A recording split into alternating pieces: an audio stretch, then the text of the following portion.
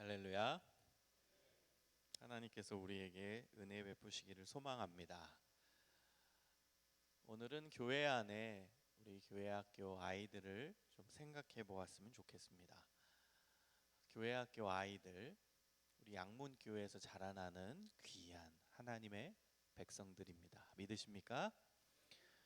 여러분, 우리 교회학교 아이들에게 우리는 어른 교사여야 합니다. 저는 어른 교사라는 용어를 여러분에게 말씀드렸습니다. 교회학교 교사만 교사가 아니고요, 여기 계신 모든 어른 성도분들이 다 어른 교사여야 합니다. 여러분, 우리가 아이들의 어른 교사로서 교회학교 아이들을 대하고 또 그들에게 신앙을 알려주고 그리고 그들에게 말씀을 알려주고 함께 기도하고 함께 예배에 동참하고, 이 어른 교사의 역할을 감당할 때 우리의 모델은 예수님이십니다. 우리는 예수님을 닮은 어른이 돼야 돼요. 제가 좀 더 강조해서 예수님 닮은 어른 교사가 돼야 됩니다. 제가 분명히 말씀드렸습니다. 교회학교 교사만 교사가 아니고요, 여기 계신 모든 어른이 우리 아이들의 영혼을 책임지는 어른 교사입니다. 그 어른 교사의 역할을 온전히 잘 감당하시기를 소망합니다. 예수님 닮은 어른 교사들이 되시기를 소망합니다. 여러분, 예수님께서 우리에게 오셔서 보여주신 가장 대표적인 모습이 바로 목자입니다. 저는 어린 시절에 양을 굉장히 좋아했어요. 그래서 시간이 나면은 부모님께 동물원에 가자고 했습니다. 동물원에 가서 양을 보고 싶었기 때문입니다. 제가 대학교 시절에는 도서관에 가서 동물학 책을 보았습니다. 제 전공이 아니거든요. 제 전공이 아닌데도 불구하고 도서관에 가서 동물학 책, 전문 책들을 보았습니다. 왜냐하면 양의 특성과 습성을 알고 양을 키우는 방법을 공부하고 싶어서였기 때문입니다. 그만큼 양을 좋아했어요. 요즘에는 양한테 조금 미안해하고 있어요. 왜냐하면 양보다 더 귀여운 동물이 제 눈에 들어왔기 때문입니다. 여러분도 좋아할 만한 동물인데요, 팬더, 푸바오라고. 요즘에는 그 영상을 보고 있어서 양에게 조금 미안해하고 있지만, 그래도 저는 양을 굉장히 좋아하는 사람입니다. 제 나름대로 양을 공부한 내용들을 좀 소개하려고 합니다. 그래야 오늘 본문이 깊이 이해가 됩니다. 여러분, 양은 두 종류가 있어요. 첫 번째 종류는 동물원에 있는 양입니다. 동물원에 있는 양들은 길들여진 양이에요. 습관이 형성된 양이에요. 훈련된 양입니다. 어느 정도 훈련을 할 수밖에 없어요. 제가 지금 말씀드리는 양의 습성과 특성은 두 번째 종류인 방목하는 양입니다. 뉴질랜드, 호주, 또 중동 지역에 방목하는 양들이 많습니다. 그 방목하는 양들의 특징을 좀 설명드리고자 합니다. 자연 상태의 그 양, 방목하는 양은요, 혼자서 할 수 있는 일이 없습니다. 양이 할 수 있는 것이라고는 우는 것밖에 없어요. 양이 배가 고파요? 그럼 울어요. 양이 목말라요? 그럼 울어요. 운다라는 것은 누구를 찾는 거죠? 네, 목자를 찾는 겁니다. 그럼 목자가 달려갑니다. 먹을 것을 주고 마실 물을 줍니다. 밤이 되잖아요. 그러면은 늑대 울음소리가 들려요. 왜냐하면 저 중동 지역에 방목하는 양들은 주로 광야지대에서 키웁니다. 근데 광야지대는요, 밤이 되면은 맹수들의 놀이터가 돼요. 늑대나 이리가 우는 거예요. 그 광야지대의 그 울음소리가 퍼집니다. 그리고 양은 그 늑대와 이리의 울음소리를 듣고 위험을 직감하면서 울게 됩니다. 그러면은 목자가 달려가서 양을 안아주고 양을 쓰다듬어주고, 괜찮아, 내가 너 옆에 있잖아, 너는 걱정하지 말고 편안하게 내 품에서 잠을 자렴. 늑대가 나타나면 내가 목자의 지팡이로 저 늑대와 싸울 거야. 이리가 나타나면 이 목자의 지팡이로 끝까지 싸워서 너를 지켜낼 거야. 여러분, 실제로 이 목자의 지팡이를 보면 굉장히 길어요. 그리고 끄트머리가 굉장히 날카롭게 돼 있습니다. 무기예요. 늑대나 이리가 쳐들어오면 그 지팡이로 싸우는 겁니다. 여러분, 늑대와 이리가 달려들 때 뭐 가만히 달려듭니까? 점프해서 목자에게 달려들 수도 있겠죠. 그러면 자칫 잘못하면 목자는 다칠 수도 있어요. 자칫 잘못하면 목자가 죽을 수도 있어요.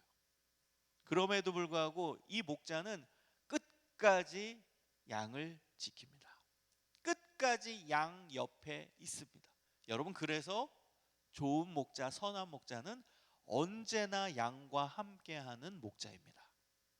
자기가 다치는 한이 있더라도, 자기가 죽는 한이 있더라도 끝까지 이 양을 보호하고 지키고 양의 필요를 채워주는 목자, 그 목자가 선한 목자, 좋은 목자입니다. 여러분, 오늘 본문 10장 11절에 보면은 이렇게 나옵니다. 나는 선한 목자라. 선한 목자는 양들을 위하여 목숨을 버리거니와. 여러분, 여기서 나는 누구십니까? 예수님이시죠. 예수님이 왜 선한 목자, 좋은 목자이신 줄 여러분 아시겠습니까? 예수님은 언제나 어느 때나 우리와 함께 하십니다. 우리가 좋을 때나 안 좋을 때나, 슬플 때나 괴로울 때나, 만족한 일이 있을 때나 슬픈 일이 있을 때나, 실패할 때나 평범할 때나, 언제나 어디서나 우리와 동행하십니다. 우린 양이에요. 우리는 양이라서 할 수 있는 것이라고 하면 우는 것밖에 없어요. 그 우는 게 뭐예요? 영적으로 보면 기도입니다.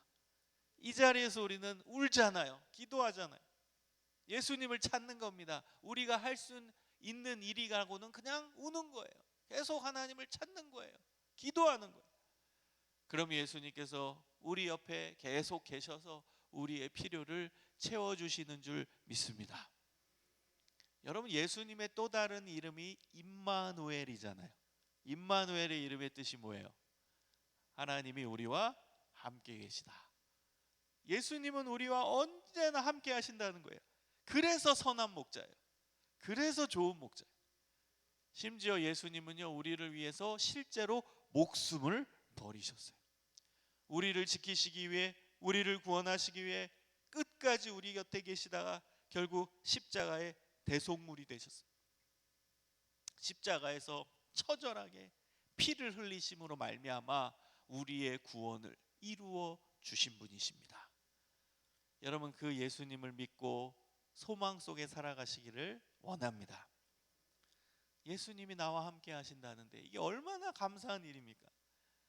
예수님이 우리와 동행하신다는데 얼마나 이게 행복한 일입니까? 이 믿음 가지고 승리하며 살아가야 합니다. 여러분, 그런데요, 기독교 신앙은요, 예수님을 닮는 거죠. 예수님을 닮는 거.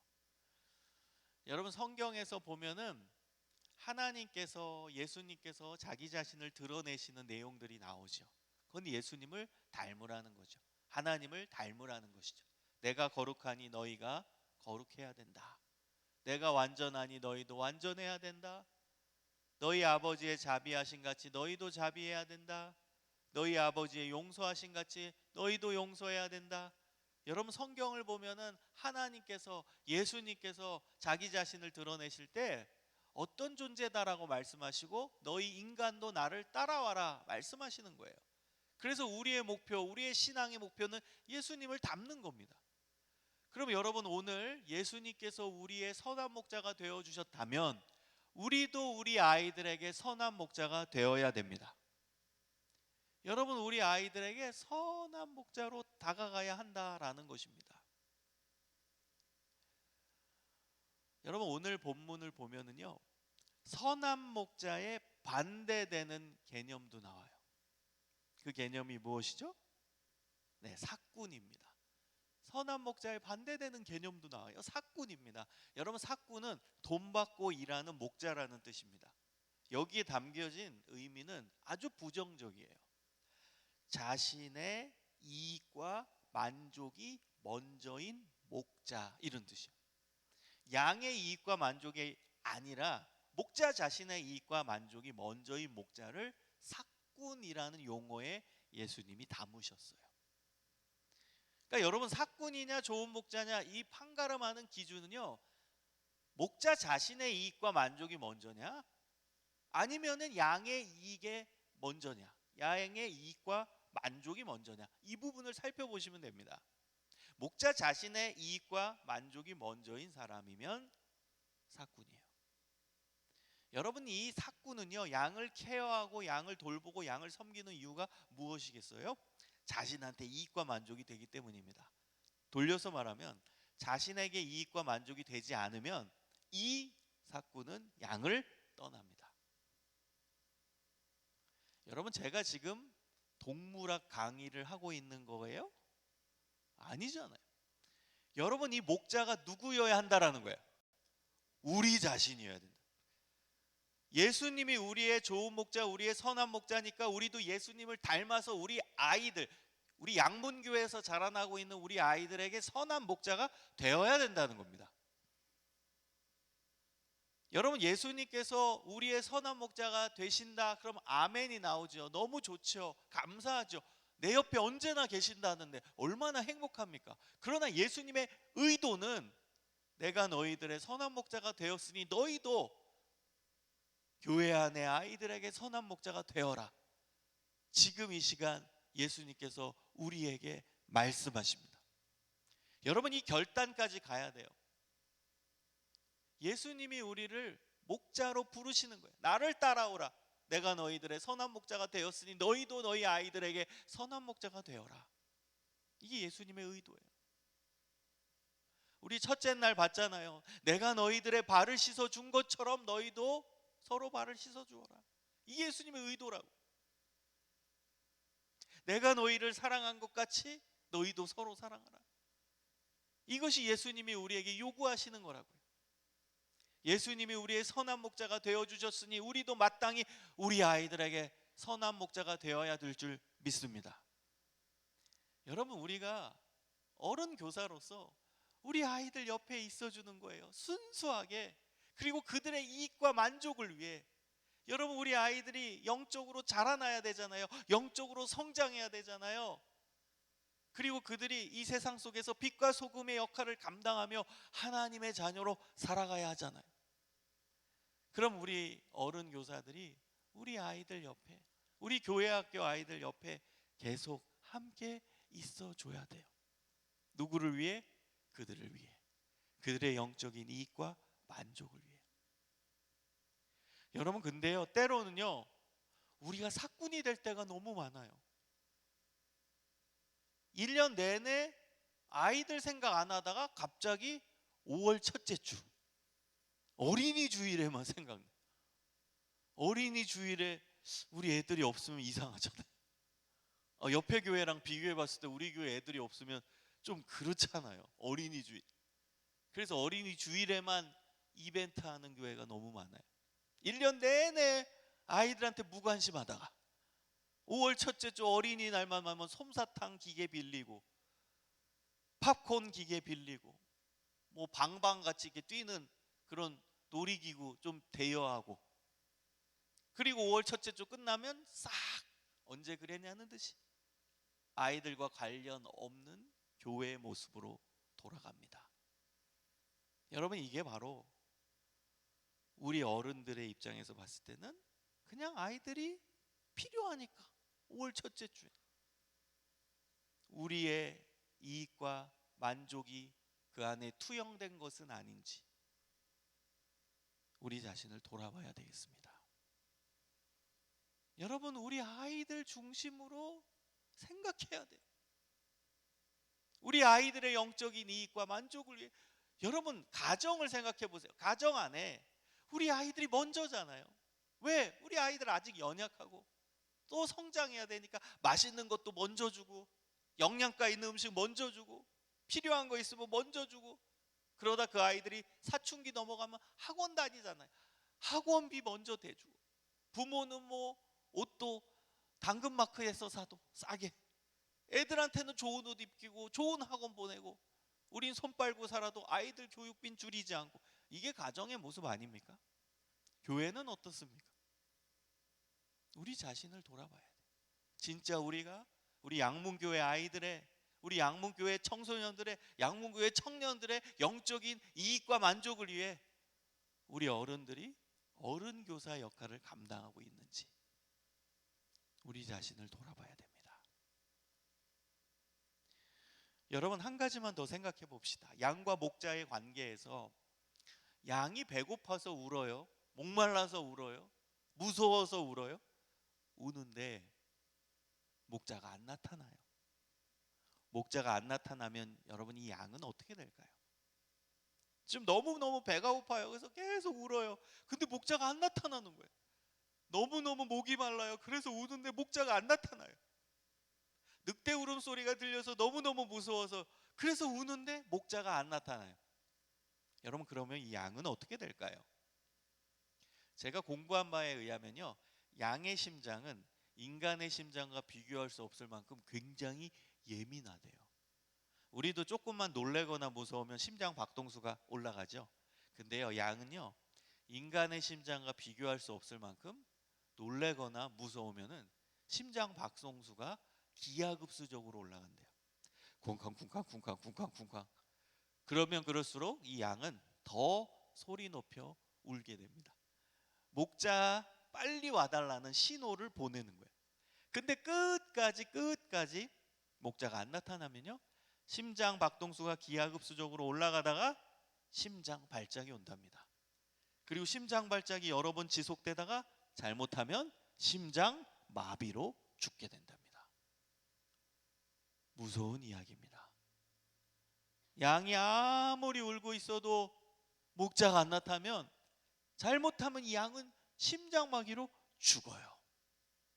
여러분, 우리 아이들 옆에 어른 교사인 우리가 없으면 아이들은 잘못하면 영적으로 죽어요. 여러분, 이런 절박감을 가져야 돼요. 이런 절박감. 우리 어른 교사들은요, 아이들을 살리는 거, 아이들의 영혼을 책임지는 그것을 사명으로 받아들여야 돼요. 여러분, 사명이 뭐예요? 사명? 원래 사명의 한자는요, 보낼사의 명령명이에요. 근데 제가 정의하는 사명은 목숨명, 일사자의 목숨명입니다. 목숨을 걸고 해야 하는 일, 목숨을 살리기 위한 일, 제가 정의하는 사명이에요. 여러분, 우리가 어른 교사다, 제가 선포했어요. 그게 왜 사명이냐? 우리 아이들의 영혼의 생명을 살리는 일이기 때문이에요. 목숨을 살리는 일, 우리 아이들의 영혼을 책임지는 일, 그게 어른 교사가 해야 하는 일이니까 사명인 거예요. 여러분, 우리 양문교회 아이들을 우리는 책임지고 있어요. 더 정확하게 표현하면 우리는 양문교회 아이들의 영혼을 책임지는 어른 교사입니다. 이 어른 교사의 사명을 감당하시길 소망합니다. 그 아이들의 영혼의 생명을 살리는 일을 하니까 우리는 목숨을 걸고 해야 돼요. 생명을 살리는 일을 하니까 당연히 목숨을 살리는 일이고 목숨을 걸고 해야 하는 일이에요. 우리 교회의 중요한 사명, 다음 세대 아이들 살리는 거예요. 우리 교회의 가장 중요한 사명, 우리 다음 세대 아이들의 영혼을 살리는 일입니다. 여러분, 그래서 우리가 아이들 옆에 계속 함께 있어야 돼요. 좋은 목자는 언제나 양과 함께하는 목자입니다. 좋은 어른은 언제나 우리 다음 세대 아이들과 함께하는 어른입니다. 그들 옆에서 그들과 동행하고, 그들 옆에서 그들의 필요를 채워주고, 그들 옆에서 그들 눈높이를 맞추고, 그들 옆에서 그들의 손을 잡아주고, 항상 관심을 갖고 옆에서 지켜보고, 얘네들이 어디에 지금 어려움이 있는지, 어떤 부분에서 힘든지, 그리고 어떤 부분에서 뭘 원하는지 민감하게 함께 있어주는 거, 옆에 함께하는 거, 이게 어른 교사의 역할이고, 이 어른 교사가 하나님 기뻐하시는 선한 목자입니다. 여러분, 함께한다라는 거, 이것이 쉬운 거 아닙니다. 근데 함께하는 것이 그게 하나님께서 우리에게 원하시는 모습이에요. 함께하기 위한 전제 조건은요, 사랑이에요. 진짜 우리 교회에 다니는 교회 학교 아이들을 사랑하면 동행이 자연스러워요. 함께하는 게 좋아요. 근데요, 사랑이 빠지면 귀찮아져요. 사랑이 빠지면 얘네들 뭐 있어도 되고 없어도 되고 그만이고 여러분 관심이 없게 돼요. 그래서 동행의 전제는 사랑입니다. 함께함의 전제는 사랑이에요. 물론 여기서 여러분 사랑 모르는 사람이 어디 있겠어요? 교회 학교 아이들 사랑해야 된다, 다음 세대 애들 사랑해야 된다, 사랑 모르는 분이 어디 있겠습니까? 저도요, 어느 날 어떤 고민에 빠졌어요. 몇 년 전 일인데요, 그때도 저는 교회에 가서 다음 세대 아이들 만나면 사랑한다 사랑한다 이야기를 많이 했어요. 제가 어느 교회 협동 목회를 하고 있는데요, 그 교회 가서 저는 뭐 청소년 애들 만나도 사랑한다, 하나님 널 사랑한다, 나도 널 사랑한다, 사랑 계속 얘기하더라고요. 근데요, 집에 왔어요. 그날도 어느 주일이었어요. 집에 왔는데 제 내면에서 올라왔던 질문이 있었어요. 그 질문이 뭐였는 줄 아세요? 진짜냐, 이거였어요. 진짜냐? 갑자기 불현듯 제 내면 안에서 올라왔던 질문입니다. 그날도 교회에서 애들 보면 사랑한다 사랑한다 얘기했는데 집에 와서 불현듯 제 내면에서 올라오는 질문, 진짜냐? 진짜냐? 너 진짜 사랑하는 거 맞아? 교회 학교 애들 진짜 사랑하는 거 맞아? 진짜냐? 그때부터 제가 고민에 빠졌습니다. 그리고 몇 날 며칠 고민하고 기도하고 묵상하는 시간을 가졌어요. 그리고 제가 질문을 던진 게 있습니다. 사랑의 정도가 어느 정도 돼야 하나님이 기뻐하실까? 교회 학교 아이들을 사랑하는 정도가 어느 정도 돼야 하나님이 기뻐하실까? 교회 학교 아이들을 어느 레벨로, 어느 강도로 사랑해야 그게 성경적일까? 성경도 묵상하고 성경도 읽고 기도도 하고 몇 날 며칠을 지냈습니다. 그리고 답을 찾았어요. 그 답이 뭔 줄 아세요? 제가 성경 안에서 찾은 답은 친자녀였습니다. 친자녀. 강조해야 돼요. 친자녀. 여러분이 집에서 키우고 또 섬기고 있는 그 여러분 뱃속에서 나온 그 자녀, 그 자녀와 똑같은 친자녀. 이게 하나님이 저에게 주신 답이었습니다. 제가 성경적 답을 드리기 전에 먼저 비유를 한번 들어보겠습니다. 제 딸이 초등학교 6학년 때 보니까 2시면 집에 왔어요. 여러분은 지금 초등학교 6학년 딸을 둔 부모입니다. 한번 생각을 해보세요. 초등학교 6학년 딸을 둔 부모세요. 여러분은 지금부터. 자, 우리 딸이 2시면 집에 와야 되는데 오늘은 2시 반이 됐는데도 집에 안 와요. 어떡하실래요? 네, 전화하겠죠. 얘 어디 있지? 왜 안 오지? 전화할 겁니다. 전화를 했는데 안 받아요. 한 번 하고 두 번 하고 계속 했는데 받질 않습니다. 전화 거는 사이에 시간은 흘러서 3시가 됐어요. 여전히 집에 안 와요. 어떡하실래요? 감사합니다. 이 새벽에도 이렇게 말씀해 주셔서 찾으러 나가겠죠. 학교도 가고 떡볶이 가게도 가보고 PC방에도 가보고 얘 선생님도 만나고 얘 어디 있는지를 찾을 거예요. 그러는 사이에 시간은 흘러서 4시가 됐어요. 여전히 집에 안 와요. 어떡하실래요? 신고한다고요? 경찰에. 신고해 보셨어요? 경찰에 신고하신다고 말씀하셨는데 여러분, 경찰에 신고하는 일이 큰 일이에요, 작은 일이에요? 큰 일이에요. 여러분, 아이가 지금 2시에 집에 와야 되는데 4시가 됐는데 여전히 안 와요. 그래서 경찰에 신고한다고 말씀을 하십니다. 2시간 집에 안 오는 게 큰일 난 거예요. 누구 입장에서?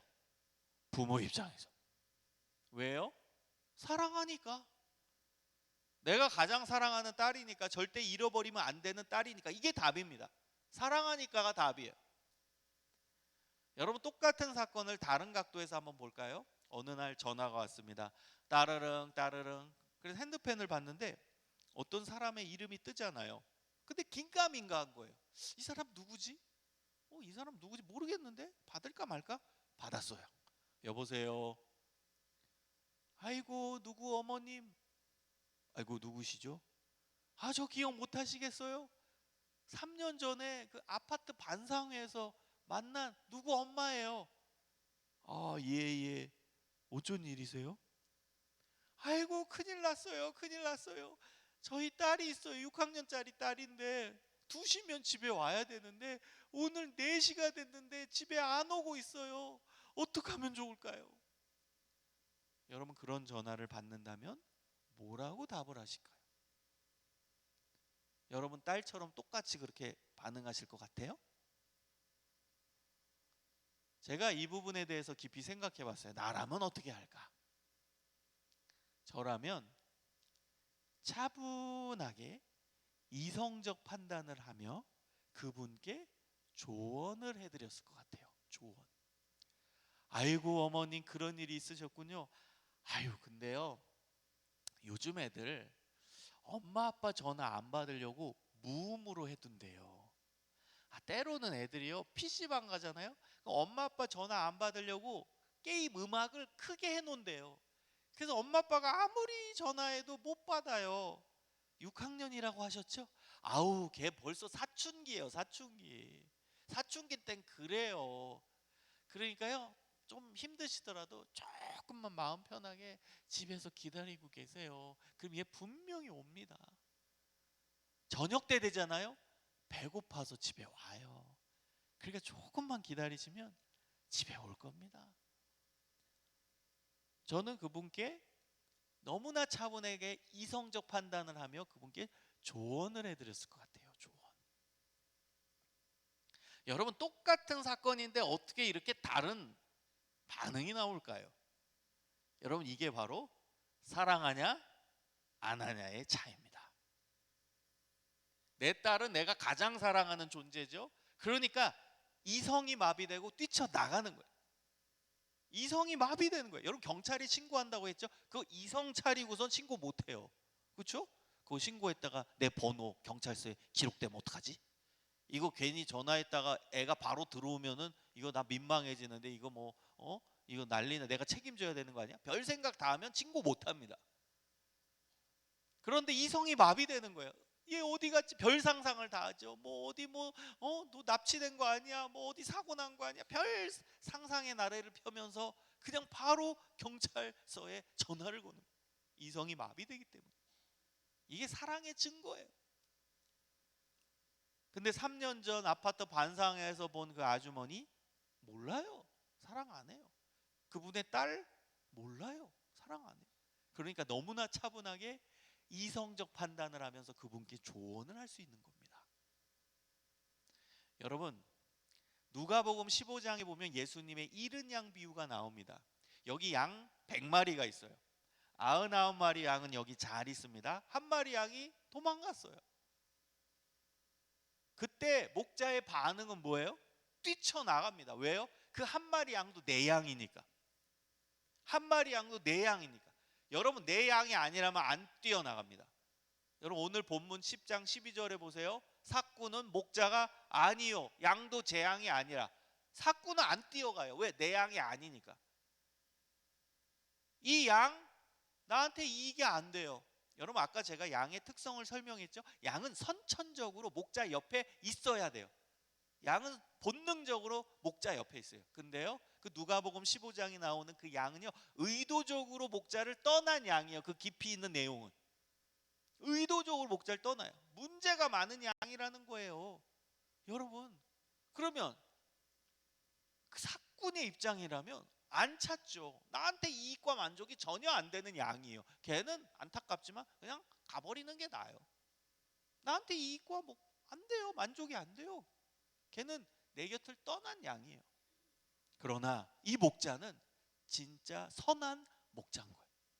그러니까요, 그 도망간 양도 내 양이에요. 그러니까 찾아와야 되는 거예요. 이성이 마비되고 뛰쳐나가는 겁니다.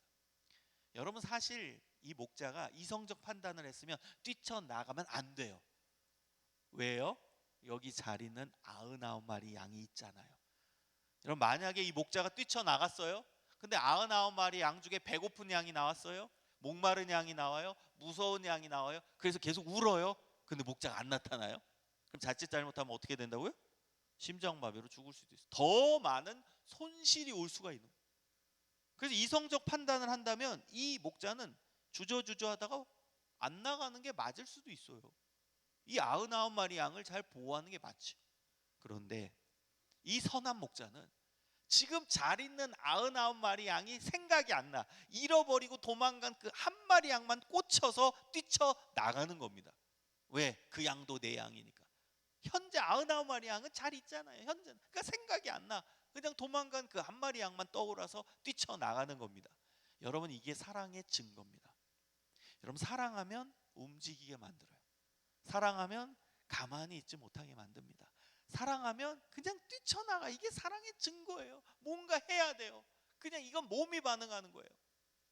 아이가 2시간 동안 안 들어온다, 그냥 몸이 반응해서 뛰쳐나가는 거예요. 여러분, 그렇다면 교회 학교 아이들에 대해서는 여러분 어떠십니까? 교회 학교 아이들, 우리 교회에서 자란 아이들 예를 들어 볼게요. 지난주에 안 왔어요. 2주 전부터 안 와요. 3주 전부터 안 와요. 한 달 전부터 안 와요. 2주 결석생, 4주 결석생, 어떤 애들은 6개월 동안 교회에 떠나고 안 들어와요. 여러분, 이 교회 학교 아이들에 대해서 어떤 마음이십니까? 제가 분명히 얘기했습니다. 교회 학교 교사만의 책임이 아니라 우리 어른 교사 전체의 책임이고, 그 전체가 이 교회 학교 아이들에 대해서 어떤 마음을 갖는지 점검해 보는 거예요. 2주 결석생, 3주 결석생, 한 달 결석생, 여러분 어떤 마음입니까? 우리 아동부 애들이 20명이나 결석했네? 청소년부 아이들 아니 15명이나 결석했네? 여러분 어떤 마음이십니까? 여러분, 여기는 하나님의 집입니다. 교회는 하나님의 집이, 하나님의 집에서 나가서 안 들어오는 애들이 있어요. 저는 그 아이들을 가출생이라고 표현해요. 가출생. 여기가 하나님의 집이니까 교회는 가출한 거죠. 2주 가출, 3주 가출. 들어와야죠. 다시 와야 되는데 안 들어와요. 여러분, 부모는 자기 자녀가 2시간만 집에 안 와도 큰일 난 것처럼 경찰에 신고한다고 말씀하세요. 그런데 이 하나님의 집에서 나간 애들, 2주 3주 나가고 안 들어오는 애들, 그러면 어떤 마음이냐? 진짜 사랑한다면 여러분 뛰쳐나가야 되는 거 아니에요? 찾아 나가야 되는 거 아니에요? 얘네들 어디 있지? 얘네들 세상에서 방황하다가 영적으로 죽는 거 아니야? 어떻게 된 거야? 얘네 어디 있지? 학교 앞도 가고 학원 앞도 가고 온라인으로도 얘네들 접촉하고 집에도 방문하고 어디 있지? 여러분, 그 아이들 찾아와야 되잖아요. 이게 우리의 사명이고 어른 교사의 책임이죠.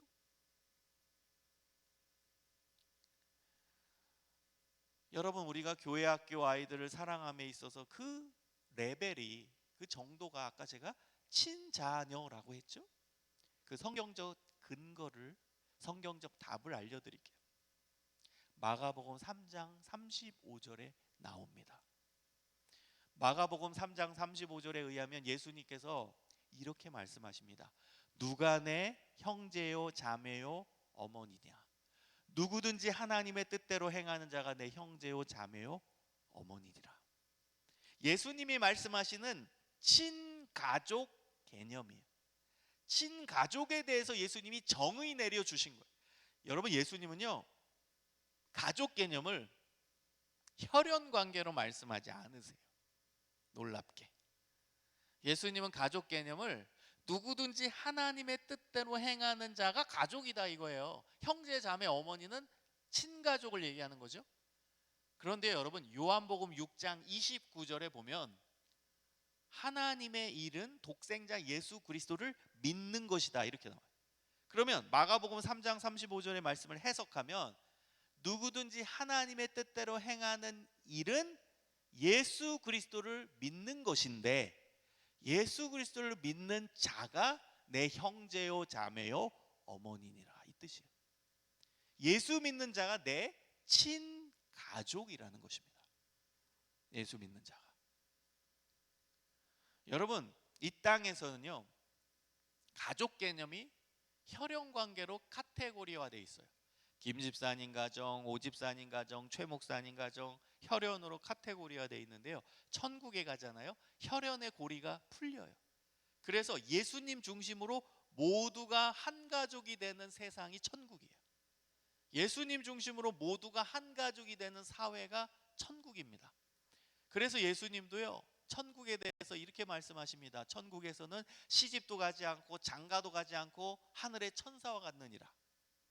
결혼할 필요가 없다는 거예요. 왜? 예수님 중심으로 모두가 한 가족이 되는 세상이기 때문입니다.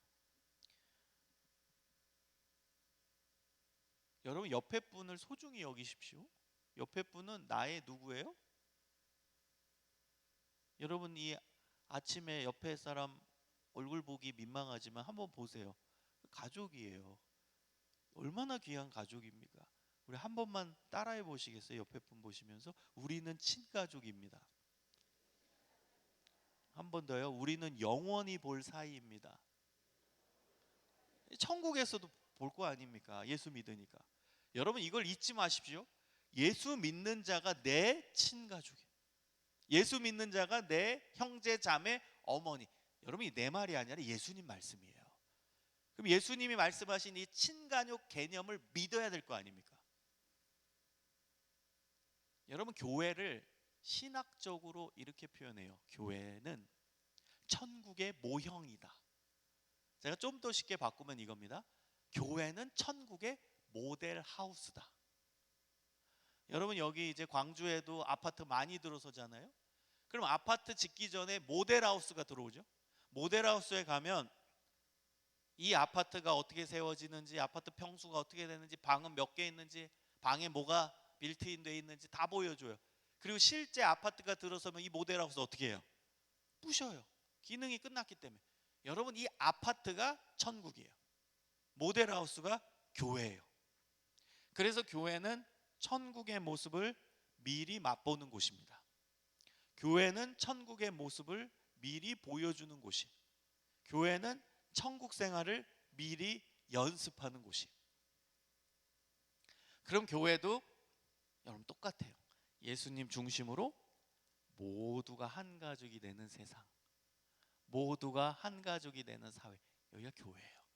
그리고 이 교회를 경험하다가 우리가 죽고 나면 영원한 본향, 저 천국에서 완전한 모습으로 예수님 중심으로 모두가 한 가족이 되는 세상 속에 사는 거예요.